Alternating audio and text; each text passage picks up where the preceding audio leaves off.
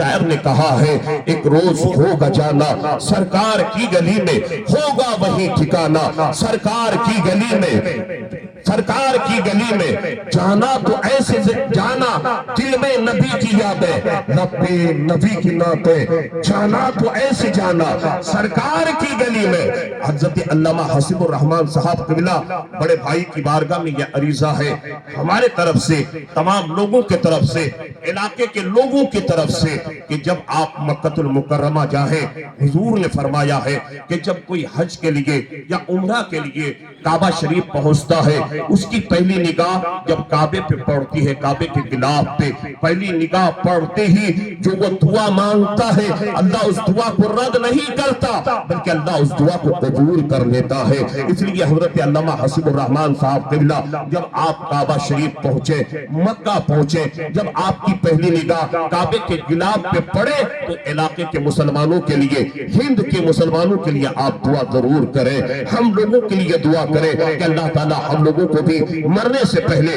دیار رسول کی حاضری نصیب فرمائے۔ لوگ اور ایک چیز دیکھیں جب بات آئی ہے 1 منٹ آپ میری گفتگو سن لیں آج علاقے میں ایک ہوا چلی ہوئی ہے آئے دن یہ بات آتی ہے بیچاری کوئی بوڑھیا رو رو کر کے کہتی ہے کہ میری دوائی لانے والا کوئی نہیں ہے بوڑھا باپ روتا ہوا نظر آتا ہے۔ یاد رکھنا ڈاکٹر اقبال نے بہت پہلے کہا تھا یہ ظلم بھی دیکھا ہے تاریخ کی آنکھوں نے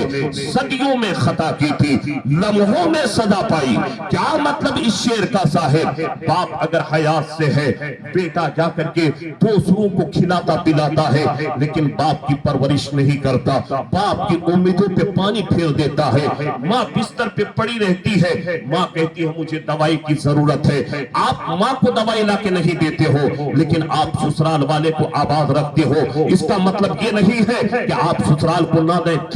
لیکن ماں کا مرتبہ پہلے ہے باپ کا مرتبہ پہلے ہے۔ ایک چیز آپ بتائیں جب آپ کے پاس کوئی پیر آتا ہے انسان کے پاس پیسے نہیں ہے بیوی کا زیور بن کر کے پیر کو دعوت دے گا اور کہے گا پیر صاحب کی خدمت کرنی ہے سب سے بڑا پیر دنیا کا اگر کوئی ہے تو وہ تیرا باپ ہے وہ تیری ماں ہے۔ آپ مدینہ شریف چلے جائیں 1 مرتبہ نہیں 1000 مرتبہ مدینے کی زیارت جا کے کریں آپ کعبے کا طواف 1000 نہیں 1,00,000 مرتبہ جا کر کے کریں اگر آپ کی ماں آپ سے ناراض ہے تو پھر وہ حج آپ کے لیے قابل قبول نہیں۔ اگر ماں راضی مدینے والے مصطفیٰ راضی اگر مدینے والے مصطفیٰ راضی تو پھر اللہ راضی۔ اس لیے ماں باپ کو ستایا نہ کرو قرآن میں اللہ فرماتا ہے اپنے ماں باپ کو اس تک نہ کہا کرو۔ پیر صاحب کو ہم نے دعوت دے دی ہم نے ساری چیزیں لا کے پیر کے سامنے رکھ دیا پیر صاحب کہتے فلانا چیز لے کے آؤ آپ لے کے آ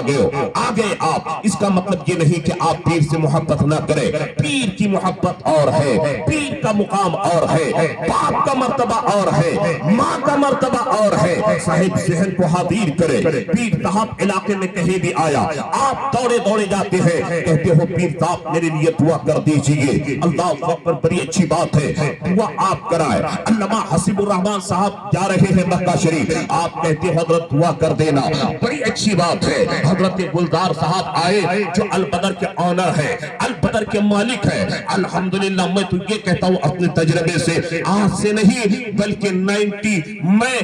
2005 سے حضرت کا نام سنتا ہوں جب میں اورنگ آباد مہاراشٹر میں رہتا تھا پونا مہاراشٹر میں ان کی ایک شہرت تھی آج بھی اللہ نے ان کی وہ شہرت کو قائم رکھا ہے۔ اس وقت سے انہوں نے جو ہے یہ حج بیت اللہ اور عمرے کا کام شروع کیا ہے۔ لوگوں کہنے کا مطلب یہی ہے کہ آپ کہتے ہو کہ حضرت دعا کر دیجئے آپ اپنے امام سے کہتے ہو دعا کر دیجئے بڑی اچھی بات ہے دعا کرائے لیکن کسی پیر صاحب کی دعا آپ کے حق میں قبول ہوگی کہ نہیں ہوگی کوئی پتہ نہیں ہو بھی سکتی ہے نہیں بھی ہو سکتی ہے ہماری دعا آپ کے حق میں قبول ہو بھی سکتی ہے نہیں بھی ہو سکتی ہے مفتی صاحب کی دعا آپ کے حق میں قبول ہو بھی سکتی ہے نہیں بھی ہو سکتی ہے۔ آج تھوڑی باتوں میں آپ ان مکاروں کے پاس بھاگتے ہیں